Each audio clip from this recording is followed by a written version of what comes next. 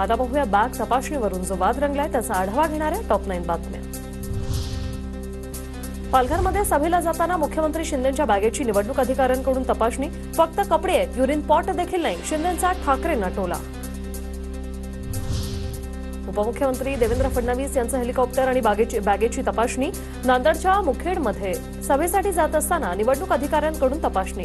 तर बॅग फक्त तुमच्या तपासल्या जात नाही, प्रत्येकाच्या तपासतात। चित्रा वाघ यांची उद्धव ठाकरे यांच्यावर टीका। महाराष्ट्र गोवा बॉर्डरवर गाडी अडवल्यानं उद्धव ठाकरे संतापले। गाडी अडवणारा अधिकारी नंतर गायब। कोकण दौऱ्यावर जात असताना गाडी अडवल्यानं ठाकरेंचा संताप। माझ्यासह मुख्यमंत्री आणि दुसरे उपमुख्यमंत्री अजित पवारांच्या बॅगही नियमित तपासल्या जातात। आम्ही कधी या गोष्टीचा कांगावा केला नाही। बॅग तपासणीच्या मुद्द्यावरून देवेंद्र फडणवीस यांनी विरोधकांना सुनावलं।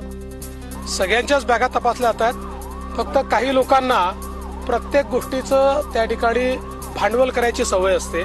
छोट्या छोट्या गोष्टीवर अधिकाऱ्यांना चुकीचं बोलणं, ठीक आहे आपण मोठे आहोत, पण याचा अर्थ त्यांचा अपमान करण्याचा अधिकार आपल्याला नाही मिळालेला।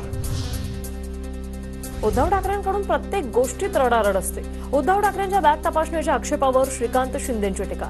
मुख्यमंत्री एकनाथ शिंदे साहेबांची बॅग पण निवडणूक आयोगाने चेक केली होती असं म्हणत लगावला टोला।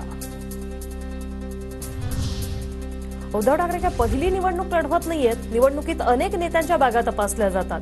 त्यांनी जे केलं ते स्वस्त पब्लिसिटीचा प्रकार होता। जबाबदार नेत्याने कर्मचाऱ्यांना योग्य वागणूक देणं आवश्यक आहे। राहुल नार्वेकरांची प्रतिक्रिया। उद्धव ठाकरेंना निवडणूक आयोगाच्या अधिकाऱ्यांकडे अपॉइंटमेंट लेटर मागण्याचा अधिकार कोणी दिला?